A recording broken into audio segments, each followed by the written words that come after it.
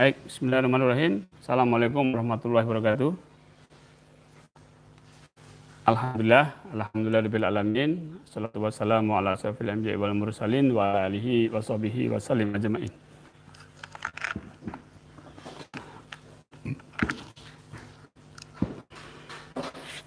Baik, Bapak Ibu, hadirin semua. Assalamualaikum warahmatullahi wabarakatuh.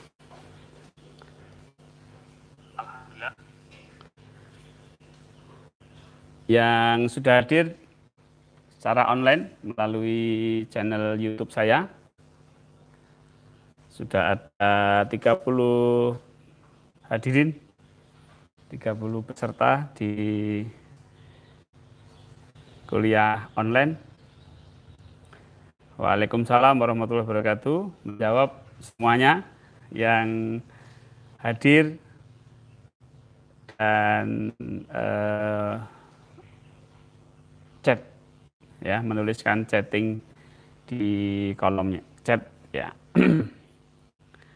Baik, sudah ada dari Malaysia, dari Gresik, dari Jepara, Bekasi,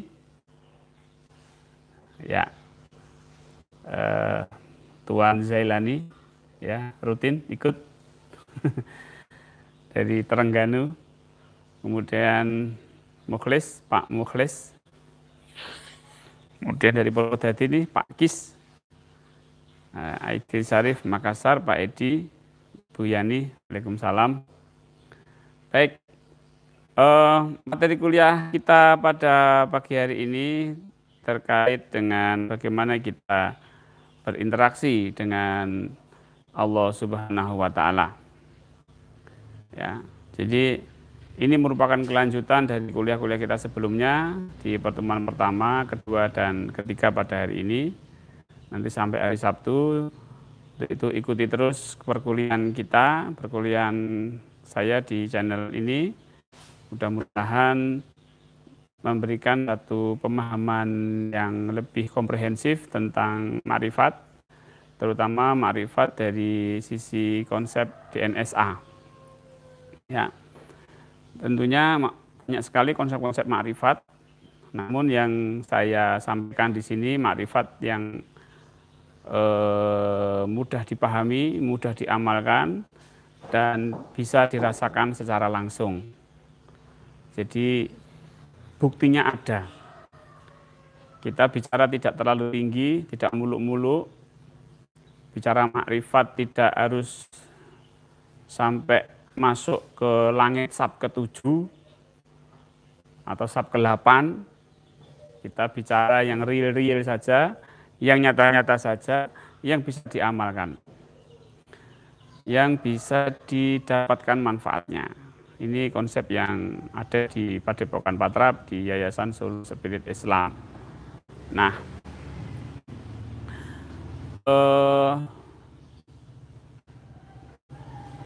dasar-dasar daripada ma'rifat sudah kita bicarakan pada 2 pertemuan sebelumnya. Bagi Bapak Ibu yang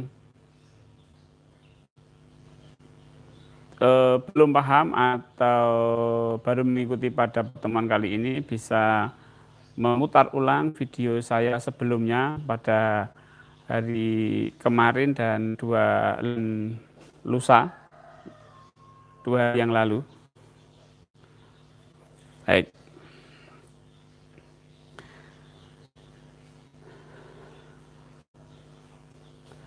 Untuk pagi hari ini kita akan membahas tentang bagaimana kita berkomunikasi. Tentunya ini merupakan level lanjut daripada dasar dari bermakrifat 2 kali pertemuan sebelumnya.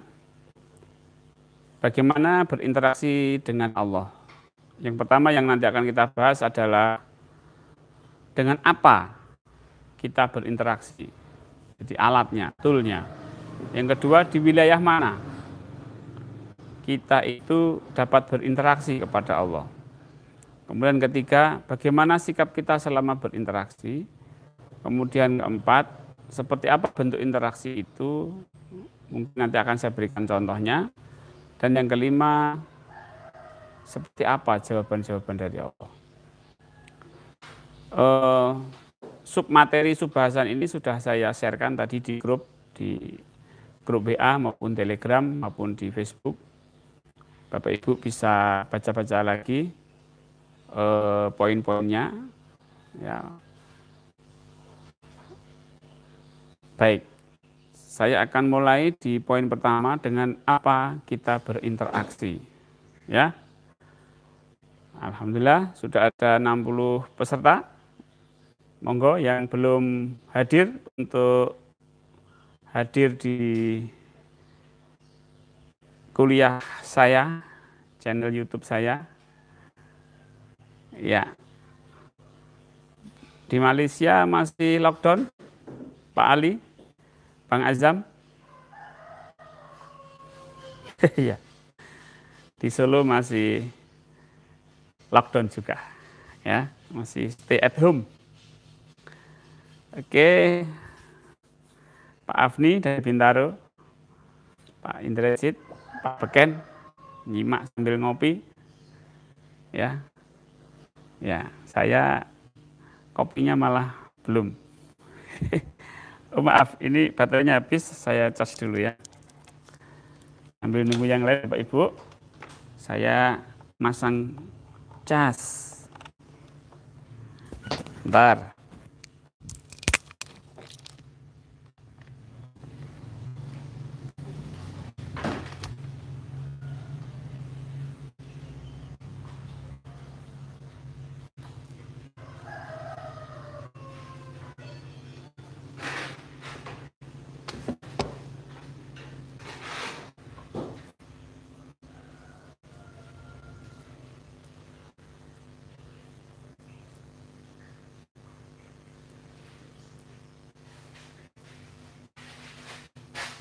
Mau salam-salam.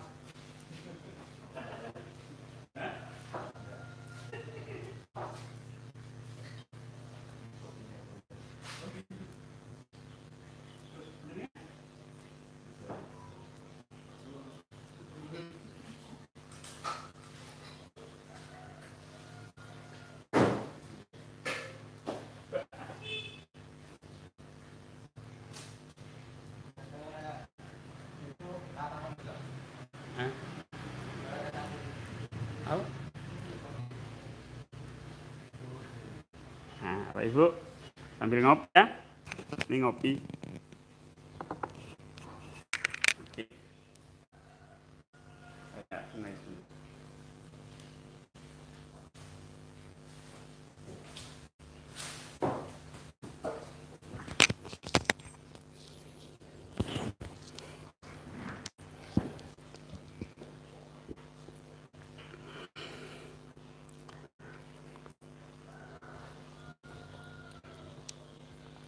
Ya. Wah, Bang Arnis, Puan Nurian. Ya, sudah banyak yang hadir juga, Kang Berman, Pak Iwan. Gumbal Mugio. Namanya kok Gumbal Mugio. Baik. Dan kawan-kawan lain, jamaah semua. Kita bersyukur pada pagi hari ini di sini udara cerah, panas kadang-kadang. Semoga virus corona segera berakhir ya.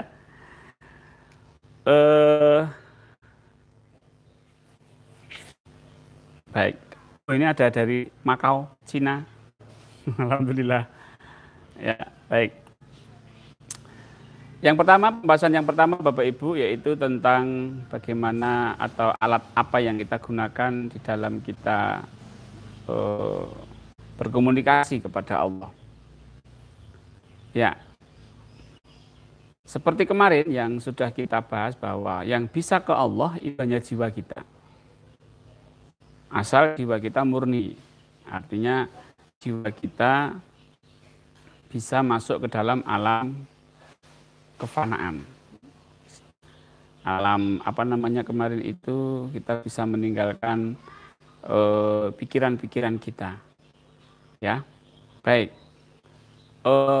Ya sebenarnya kalau kita kita lihat, kita pelajari, ya berkomunikasi kepada Allah itu ya dalam semua keadaan bisa ya. Ya cuma kita lebih mempelajari tentang akhlak atau adab kita kepada Allah. Ya, kalaupun kita mau berkomunikasi kepada Allah tanpa menggunakan metode yang kita bicarakan pada hari ini itu juga nggak masalah. Ya, tapi kita mencoba untuk memahami atau lebih mengkhusyui apa yang ingin kita sampaikan kepada Allah. Sebab namanya juga doa itu tidak satu arah, tidak hanya kita dengan Allah, tapi juga bagaimana kita mampu mendengarkan respon atau mendengarkan jawaban-jawaban dari Allah. Ya, kalau kita doanya biasa-biasa aja, doanya kita tidak menggunakan kesadaran ya enggak apa-apa, doa aja silahkan. Tapi kan bagaimana kita mendengar jawaban dari Allah? Nah, kita belajar mendengar jawaban-jawaban dari Allah ini sehingga apa yang kita doakan itu kita paling tidak bisa merasakan satu dampak dari doa yang kita sampaikan, yaitu rasa plong, rasa lega. Ya, rasa lega. Karena bentuk dari jawaban dari Allah itu, kelegaan hati kita itu merupakan satu bentuk jawaban dari Allah Subhanahu wa taala. Baik. Alhamdulillah sudah 85 peserta. Ada yang baru datang, Pak Salim, Bu Rahmi Diana dari Jogja, Pak Selamet, Pak Azerin dari Palembang, Pak Hakim, dan siapa ini? Nanha Ilham, dan Kang Opi pun juga sudah ada nih, Maleha juga. Baik.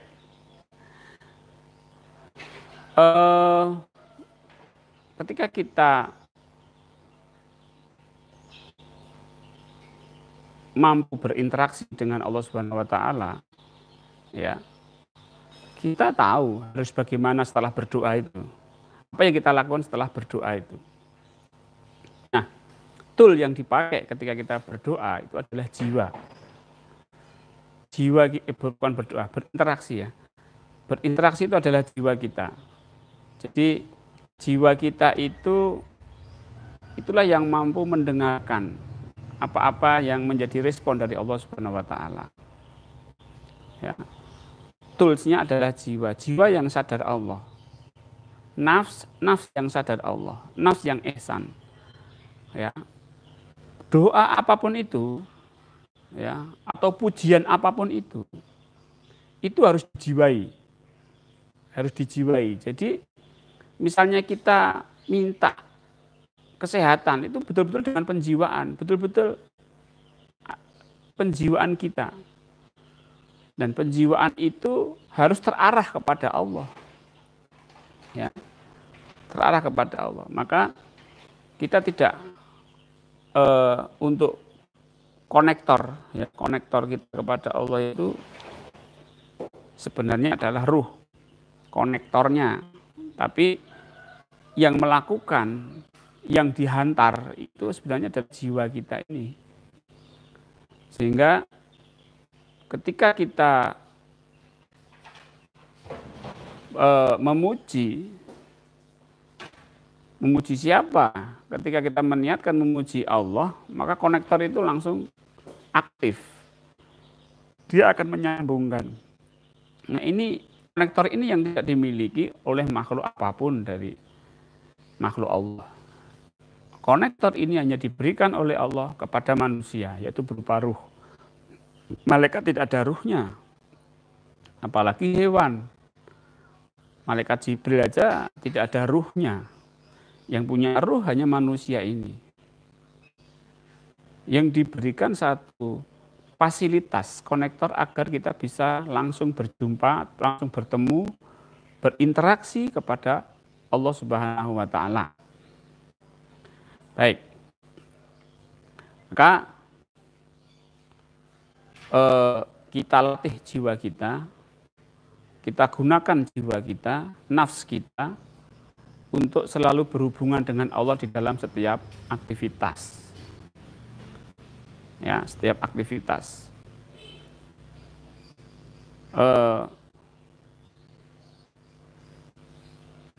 Kalau di dalam beraktivitas, kita menjalankan amanah Allah itu sebenarnya sudah berkomunikasi dengan Allah, karena kita menjalankan atas nama Allah, atas perintah Allah. Kalau kita duduk DN, ya kita menyadari bahwa yang menggerakkan nafas ini adalah Allah, itu sudah berinteraksi. Asal kita menggunakan kesadaran, di mana kesadaran itu berasal dari jiwa. Bukan kita berkomunikasi Allah tidak menggunakan akal kita, tidak menggunakan hati, tapi menggunakan kesadaran. Ingat bahwa ketika kesadaran kita berkomunikasi kepada Allah, di pertemuan pertama sudah saya jelaskan bahwa ketika kesadaran kita itu menyadari Allah, berkomunikasi kepada Allah, maka pikiran dan hati itu akan mengikuti. Jadi jangan menggunakan hati dan pikiran, tapi gunakanlah kesadaran sehingga pikiran dan hati, akal dan kolbu itu akan ikut. Ya, akan mengikuti keadaan-keadaan kesadaran kepada Allah itu tadi. Baik. Ya. Baik, alhamdulillah peserta sudah 100. Masih kita tunggu kawan-kawan yang masih persiapan untuk stay tune, untuk stay di sini atau menyambungkan di channel saya. Nah, sekarang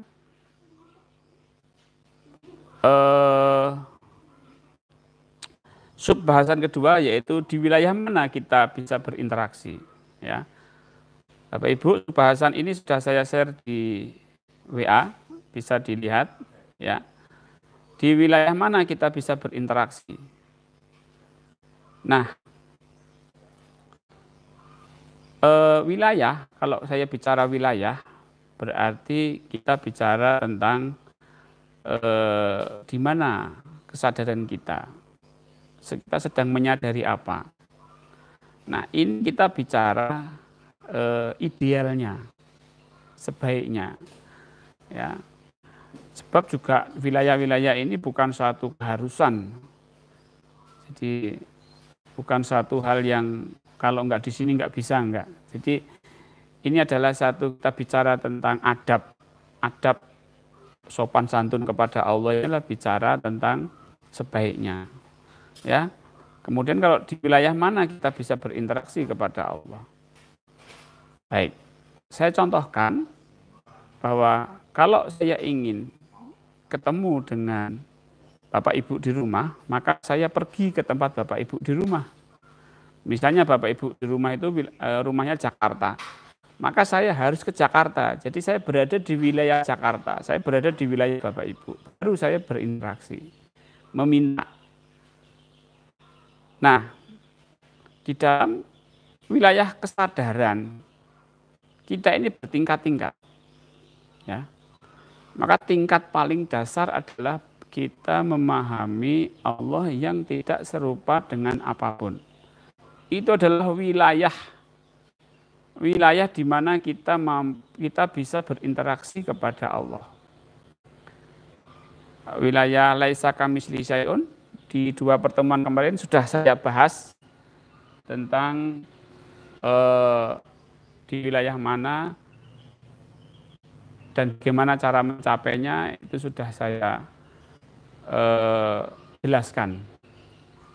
Baik.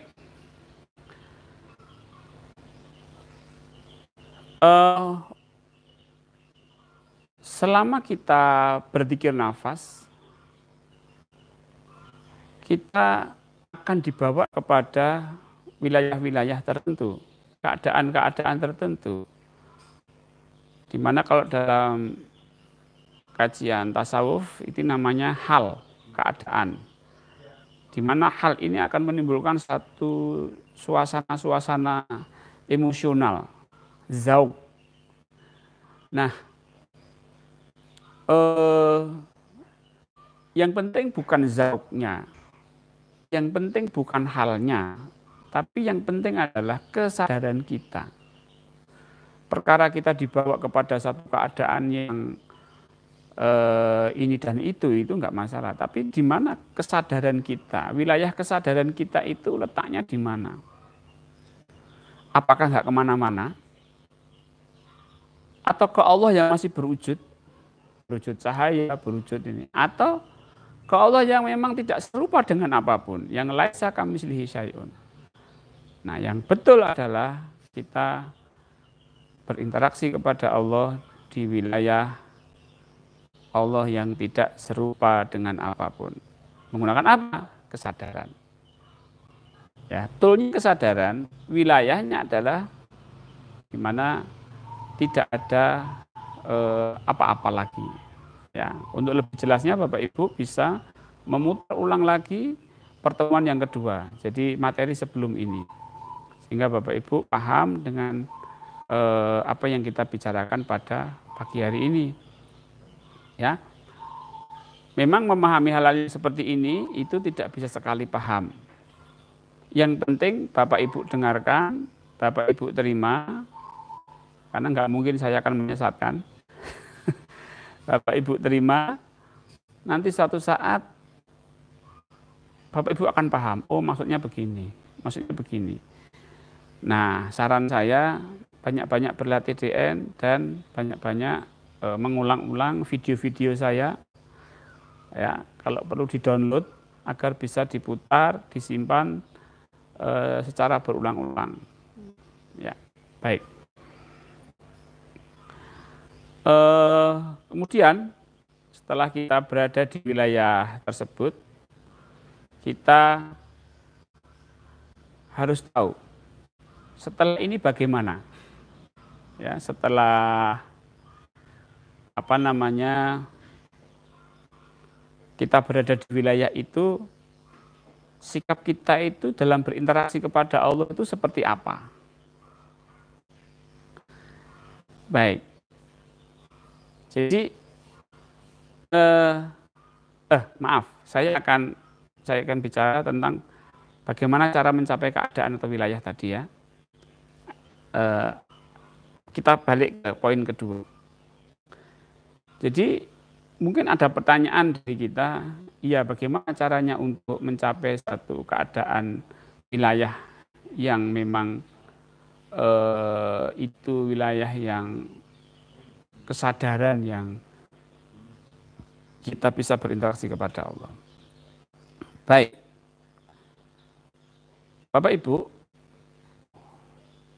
untuk menuju kepada wilayah itu tidak lain adalah dengan pasrah atau berserah diri kepada Allah. Bapak Ibu bisa praktekkan ketika nafas keluar, Bapak Ibu bisa berserah diri di wilayah itu. Kemudian naik lagi, Nafas masuk, hu. Ya, di sini misalnya. Nah, Bapak Ibu berserah di sini nih. Nah, berserah seberserahnya tapi di wilayah ini. Kemudian naik lagi, nafas masuk, Bapak Ibu berserah di wilayah ini. Naik lagi, naik lagi, Allah. Allahnya berserah di wilayah. Jadi semakin naik, semakin naik. Nah, disitulah nanti akan membawa kita untuk menembus pada keadaan-keadaan yang laisa kamitslihi syai'un. Ketika sudah pada wilayah itu, kita akan mampu berinteraksi dengan Allah secara lebih jelas. Ya, lebih jelas. Baik. Sekarang bagaimana sikap kita kalau sudah di wilayah itu? Ya, Bapak Ibu, ketika kita sudah berada pada keadaan wilayah itu, yang kita lakukan kadang-kadang sudah bukan doa lagi. Yang kita sampaikan adalah satu bentuk-bentuk amanah-amanah. Mohon petunjuk dari Allah, amanah-amanah apa yang kita lakukan. Jadi bentuk interaksinya itu adalah mohon petunjuk. Jadi begini, saya mau mendekat ke Allah, kemudian berinteraksi kepada Allah. Nah, di dalam interaksi itu terus apa gitu loh. Untuk apa? So what-nya itu loh. Tinggal apa? Untuk apa kita? Kalau sudah dekat untuk apa? Kalau kita mendekat ke Allah, kalau sudah dekat, mau apa? Nak apa? Nah, kalau bahasanya Pak Zen, nyopo. Iya Pak Zen? Nyopo. Nah, harap ngopo loh. Makanya kita harus jelas. Kalau sudah mendekat ke Allah, kita mau apa? Nah, mau apa itu di dalam berinteraksi kepada Allah itu harus dikonsep ATP. Ya, baik. Jadi sikap kita itu ATP. Apa sikap ATP? Yang pertama sikap ya, bukan sikap kita adalah 3T. Jadi ada sikap menerima, tasbih. Jadi ketika kita sudah berada di wilayah Allah, di wilayah laisa kamitslihi syai'un, maka kita harus menerima Allah itu. Harus kita terima Allah itu. Tomponan Allah, terimanan Allah itu. Ya, menerima Allah itu ya Allahnya, zatnya, ya sifatnya, ya af'alnya. Apa yang diperbuat Allah ya, termasuk corona ini kan af'alnya Allah. Terima Allahnya aja sudah. Daripada pusing-pusing ini corona, ini ya terlalu lama. Allahnya terima aja sudah selesai.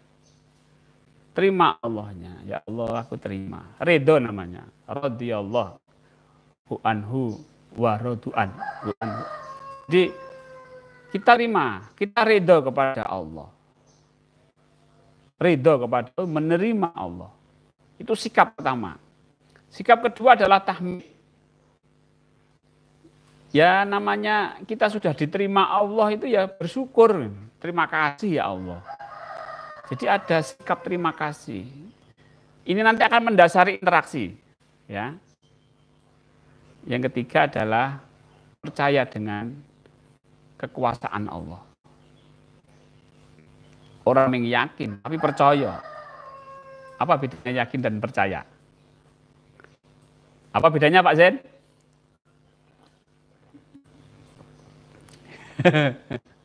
Di sini ada dua makhluk Allah. Pak Mul juga ada. Saya juga makhluk Allah. Apa Pak Mul? Bedanya yakin dan percaya? Kalau saya itu lebih tinggi percaya daripada yakin. Kalau yakin itu belum tentu dia percaya, tapi kalau sudah percaya itu pasti yakin. Jadi percaya bahwa Allah membantu kita, percaya bahwa Allah itu akan menyelesaikan masalah-masalah kita. Oke. Jadi sikap percaya. Yang pertama apa tadi? Apa Bapak Ibu yang pertama? Ketika kita berada di wilayah ketuhanan, menerima Allah, mensyukuri Allah, dan yakin percaya kepada Allah. Nah, setelah itu Bapak Ibu, ya, bagaimana sikap kita ya? Sikapnya 3. Ingat sikapnya 3. Menerima Allah, berterima kasih kepada Allah, bersyukur maksudnya, dan yakin atau percaya kepada Allah. Kemudian seperti apa bentuk interaksi itu? Bapak Ibu, bentuk interaksinya itu coba bentuklah dalam bentuk ATP. Gitu loh. Jadi bukan sembarang minta. Ya, kita itu kadang-kadang minta sesuatu yang tidak kita perlukan. Jadi Allah tuh ya tak kabulke, engko malah bingung ora tak kabulke, jarine ra ngabulke. Gitu ya. Baik. Jadi agar permohonan kita dikabulkan Allah, buatlah dalam konsep ATP. Ya, jadi ini untuk subbab ke-4, yaitu apa bentuk interaksinya ATP Bapak Ibu. Jadi coba ATP kita itu kita bawa ke Allah, proposalnya kita bawa ke Allah. Maka sebelum mendekat, sebelum kita ke Allah, kita tentukan dulu kira-kira amanah saya pada hari ini apa, amanah saya apa. Ya, amanah saya apa? Itu ya. Misalnya, amanah saya adalah jamaah sahabat di NSA, di mana saya harus menyampaikan materi tentang berinteraksi kepada Allah. Nah, itu saya mohonkan kepada Allah, ya Allah, hamba mohon petunjuk-Mu bagaimana agar hamba bisa menjalankan amanahmu ini dengan baik. Mohon tuntunanmu. Nah, di situ nanti Allah akan memberikan tanda-tanda. Bisa langsung, bisa tidak. Kalau ada tanda misalnya, saya pas duduk, pas makan pagi, Allah memberi ilham, nanti kamu sampaikan tentang ini. Nah, itu saya catat. Saya catat seperti tadi yang saya share di WA Bapak Ibu, saya share pukul 8. Nah, itu merupakan satu bentuk wujud dari ATP. ATP. Karena Allah memberikan tanda, saya tulis. Nah, kemudian perintahnya apa? Itu yang kita jalankan. Perintahnya suruh nulis. Tergantung Bapak Ibu. Bapak Ibu sekarang amanahnya apa? Amanahnya apa? Sampaikan kepada Allah. Ya Allah, mohon petunjuk-Mu agar amanah yang hamba jalankan ini dapat selesai dengan baik. Ya, nah itu bentuk atau interaksi yang harus kita lakukan pada Allah, bukan sembarang minta. Ya Allah, minta rumah untuk apa? Ya Allah, minta mobil untuk apa? Minta motor untuk apa? Kalau misalnya si A, fulan itu adalah pedagang misalnya, dan perlu mobil, jangan mobilnya yang diminta. Ya Allah, hamba mohon bagaimana agar barang-barang saya ini bisa terdistribusikan ke konsumen dengan lebih mudah. Bisa saja Allah memberikan mobil, bisa memberikan hal lain, cara yang lain. Nah, itu yang kita ikuti. Jadi apa? Bukan bendanya yang kita minta, tapi bagaimana kita dapat menjalankan amanah ini dengan benar. Nah, interaksi yang seperti itulah yang kita lakukan. Hal ini pernah dicontohkan oleh Nabi Zakaria ketika beliau risau dengan keturunan. Karena kalau sampai keturunannya dia tidak berketurunan, maka nasab beliau ini akan habis. Nah, nasab habis nanti tidak ada penerusnya.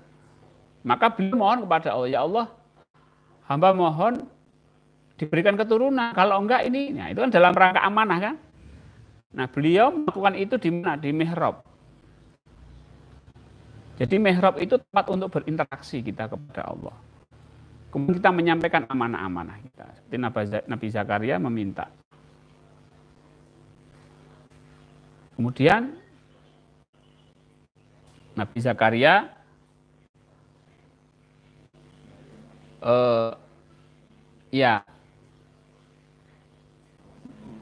menyampaikan juga bahwa tapi saya ini sudah tua dan istri saya mandul. Nah, itu disampaikan kepada Allah. Jadi apa? Jadi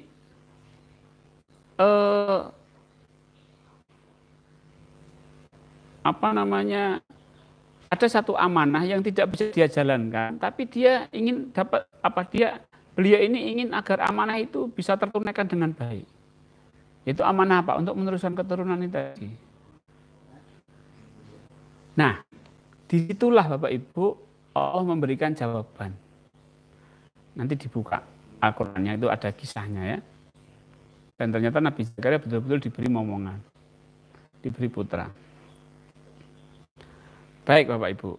Kemudian subbahasan yang terakhir. Nanti selebihnya kita akan tanya jawab.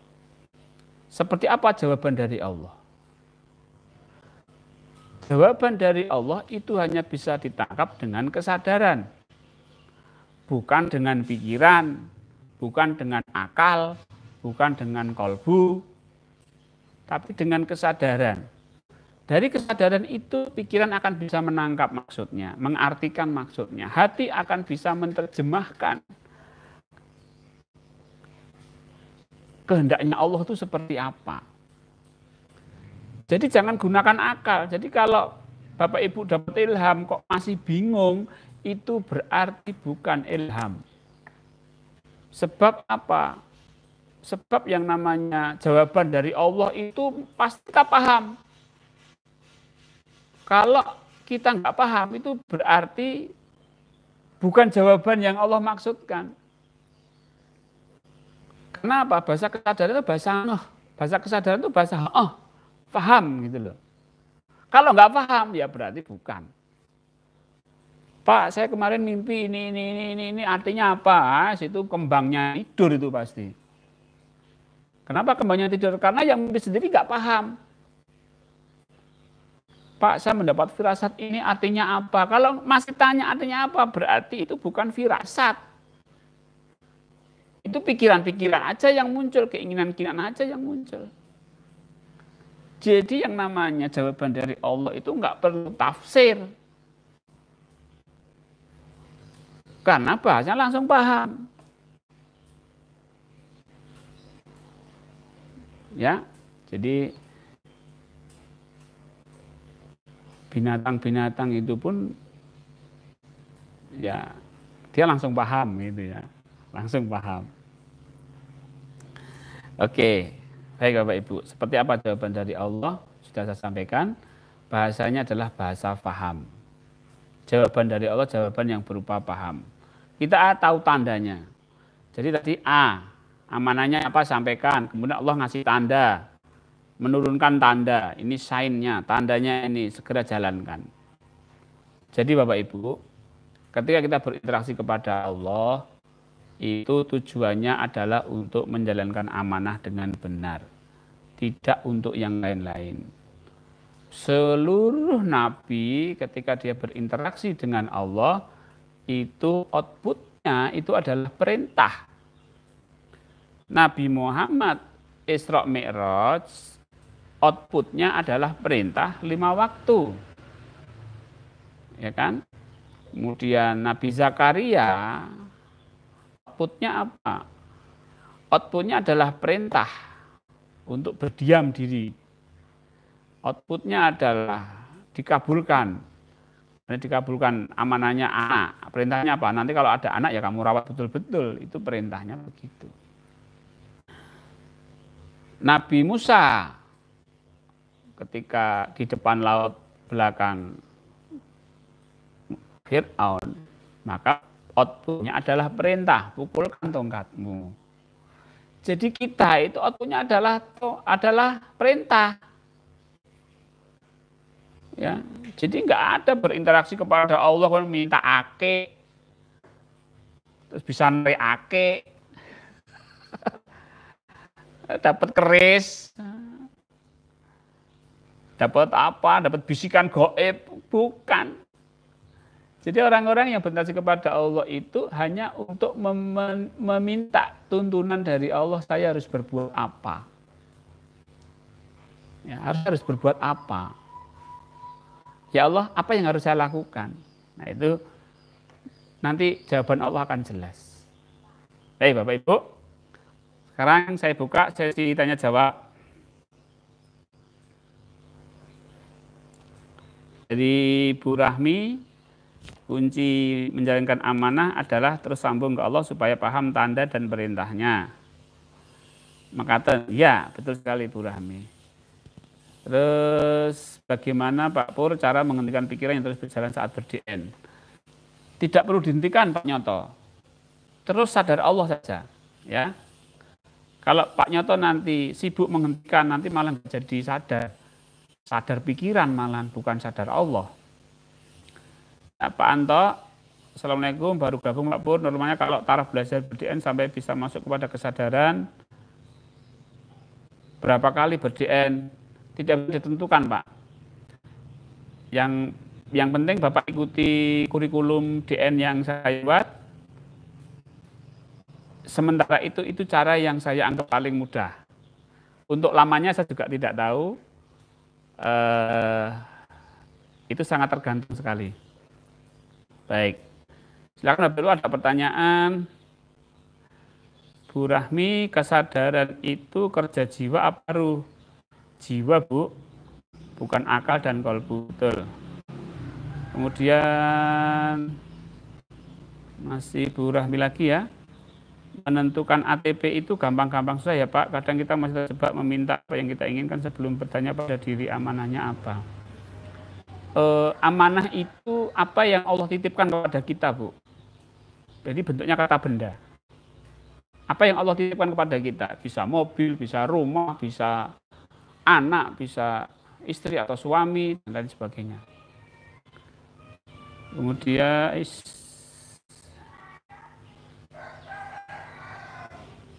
dari Pak Subeki, Assalamualaikum Pak Pur, apakah DN ada waktu khusus? Tidak ada Pak, bisa dilakukan setiap saat. Ya, oke. Antara jiwa dan ruh, apakah harus dihubungkan lebih dahulu? Asal kita lurus ke Allah, otomatis akan tersambung. Otomatis ruh itu akan aktif Pak. Jadi tidak perlu kita ngurusi ruh. Pokoknya kita ke Allah aja itu aktif. Karena ruh itu kalau saya kayak konektor aja, kayak penghubung antara kita dengan Allah, sehingga kita bisa langsung kepada Allah. Berinteraksi dengan Allah itu apa di wilayah sibgoh? Ya, betul.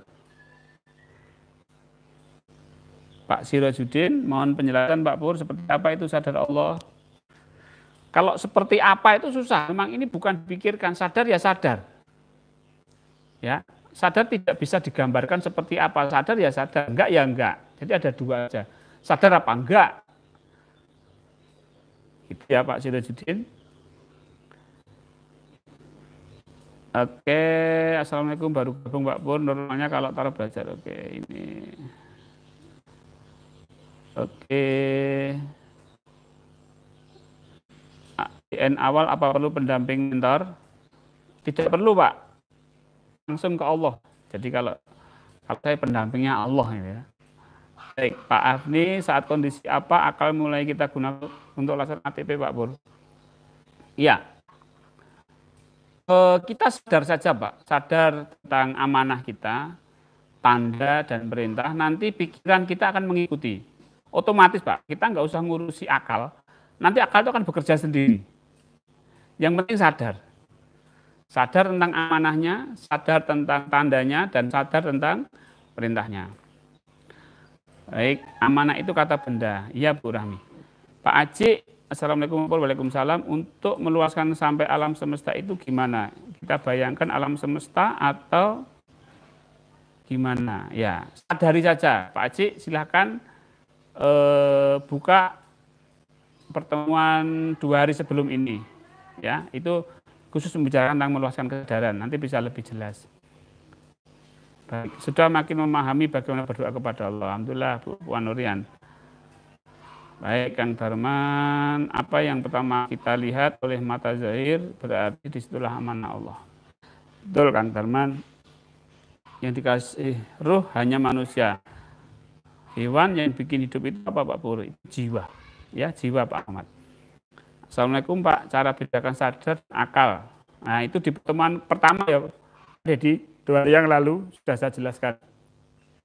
Pak Arsa, dalam berinteraksi amanah itu akan diberikan Allah saat DN ya Pak Pur.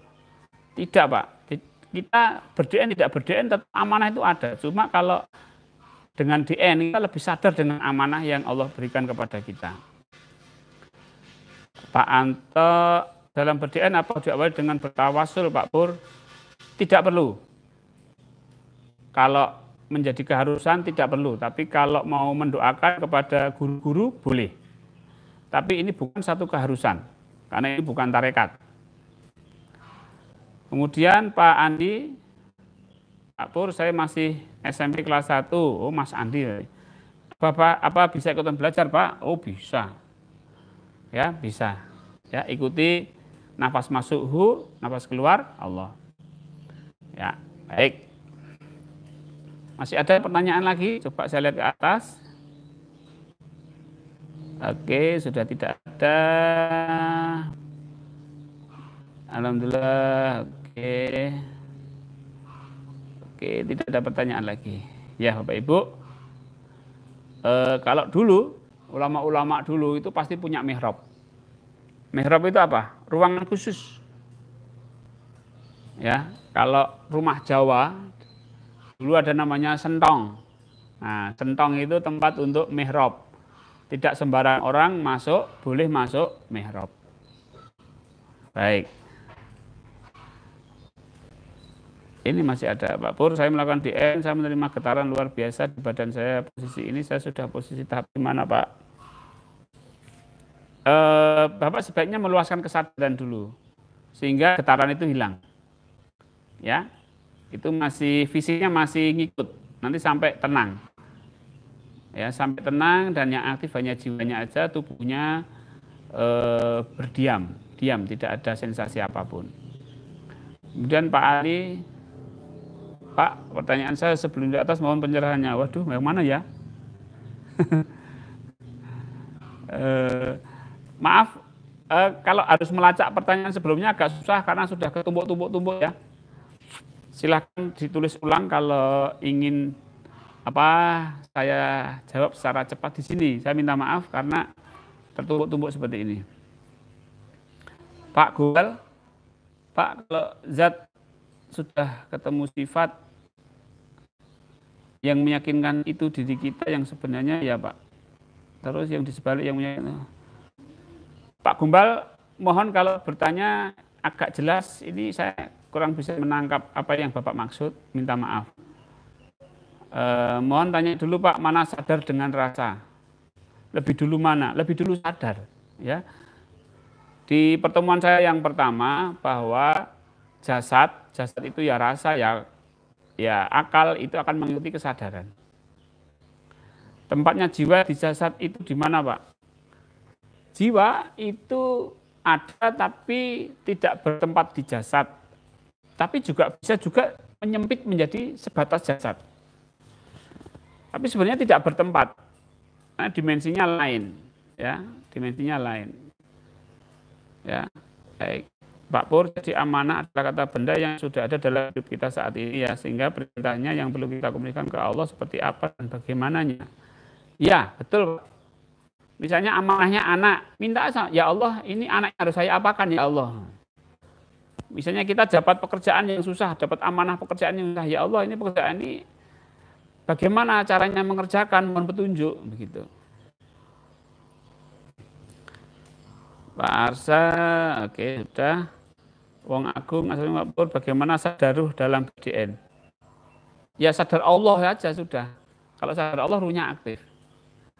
Ya, Pak Pur mau tanya peristiwa Isra Mi'raj Nabi itu dengan jiwa atau dengan jasad? Kalau saya ketika Isra perjalanan dari Masjidil Haram ke Aqsa itu tidak pakai jasad.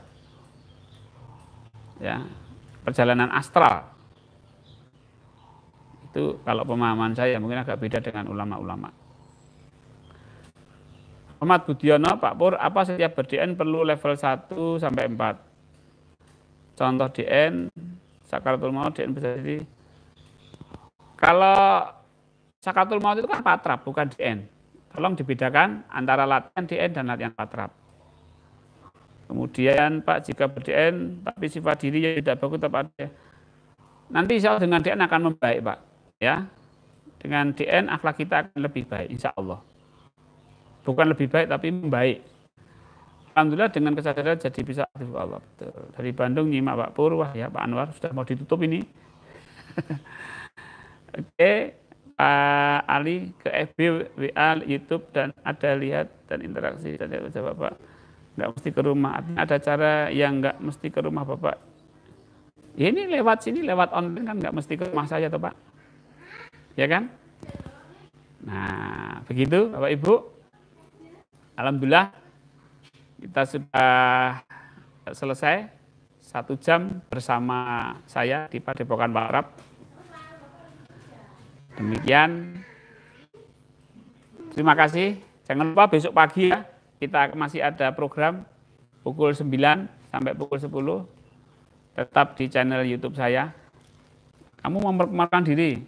Namamu siapa? Novel. Aku lagi nangkep tikus, anak tikus. Anak tikus kok ditangkap nih gimana? Loh kan aku pemberani. Ini cuma aku takut. Cuma pura-pura, ini cuma mainan. Oke. Ya, ini salah satu ATP ini amanah ya, tandanya bermain apa ini tikus-tikusan ya, bukan tikus betulan. Ya, perintahnya adalah memberikan respon yang positif. Demikian Bapak Ibu. Terima kasih. Mohon maaf banyak kekurangan. Billahi taufiq wal hidayah. Assalamualaikum warahmatullahi wabarakatuh.